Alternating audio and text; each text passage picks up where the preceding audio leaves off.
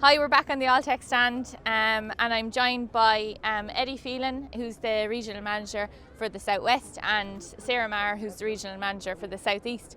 Eddie, you were telling us about the Dry Cow programme this morning and you were saying there's 4 key pillars, so can you tell us maybe about some of those pillars? Sure, definitely. This time of year, I suppose, given the weather here today, it's a bit unrealistic, but a lot of the guys coming to the stand just chatting about the dry period. They had a number of problems last year, and I suppose looking for some help around that. We've always had a programme or campaign, Easier Calving, Easier Life, which looks at management, minerals, nutrition and body condition score. And I suppose it's just to focus on those key areas to help make calving that bit easier for farmers. So I suppose just to give you a brief outline on that, I suppose body condition is the big one, and it's now that farmers can look at that and get cows, calving down fit, not fat. So we like to have cows maybe at a body condition score of 3.25 right throughout the dry period, and getting a focus on that now helps them, I suppose, get cows in the right condition for when they're dried off. As you know, over fat cows that have difficult calvings and a number of metabolic issues around that, and obviously run into issues around negative energy balance, and under conditioned cows, they'll have the calf won't be fully developed, and they're never going to reach their full potential. So that's probably the key one to look at, and once that's looked after, we can go on to maybe look at the nutrition. That again revolves around the energy in the cow, and controlling consistent energy right throughout the dry period, so she doesn't get too fat or maybe on poor quality silages starts to lose condition. So the simplest thing to do there is to test silages.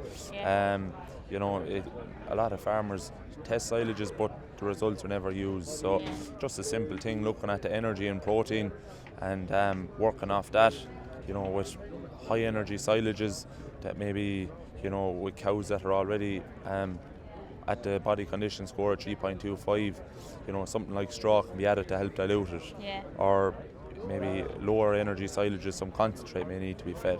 So it's just acting around what comes back in the analysis to maintain the consistent body condition right throughout the dry period, and have a consistent room and fill for the cows, so you don't run into issues like LDAs or anything like that either. Minerals and management are 2 other areas. I think Sarah's a couple of words to say on that as well. So just to follow on there, I suppose management, being one of the most important of the 4 pillars. I suppose the cow, she needs a stress-free environment. Very important to have clean, accessible water.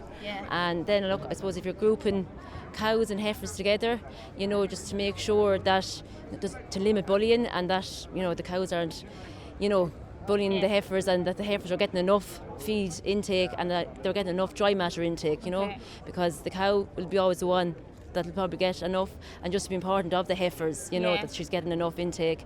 And then also look to finish up, I suppose, on the minerals. It's very important, number one, I suppose, is to, as Eddie was saying, to test, if you're testing your silage for quality, to also get that tested for minerals, in particular if you haven't done it in the last couple of years.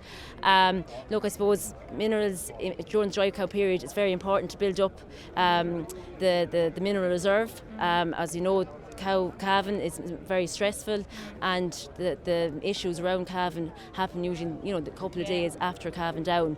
So look, it's very important to test that mineral, know what's in your silage.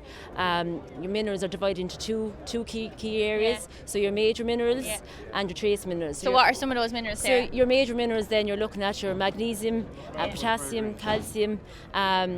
Look, calcium, as you know, you need little or nothing of the calcium. Your magnesium, you're talking about, she needs about in around 30 grams per head per day of magnesium. So if you're looking at a label on a mineral, it's usually around 20 to 25%, depending on the feeding rate. Your potassium then, potassium and Irish silages are usually very high, so anything over 2% would be considered very high. So And then potassium works as an antagonist, so it actually locks up magnesium. Yeah. So if you do have very high potassium silage, you really need to ensure that you have at least 20%, 25% level of magnesium in your mineral. Okay. Other key areas then are your trace minerals. Yeah. Look, three of the most important are your copper, selenium and zinc, because Irish grass silage tend to be very low in these. Yeah. So again, just make sure then that you're feeding a good quality mineral, preferably an organic source, that the cow is better able to absorb that. It's just better for the cow as well. She's what she's getting used to, what she's eating minerals in the grass. So look, those three trace minerals are very important for the whole immunity of the cow, to reduce issues like head cleanings at calving. Well, thanks very much, Eddie and Sarah. I think a key message there is probably you can't manage what you don't measure, so get testing your silage and get as much data as you can. So we've heard loads from the Alltech stand over the 3 days. Thanks very much for your time, everyone, and we'll go back to the tent.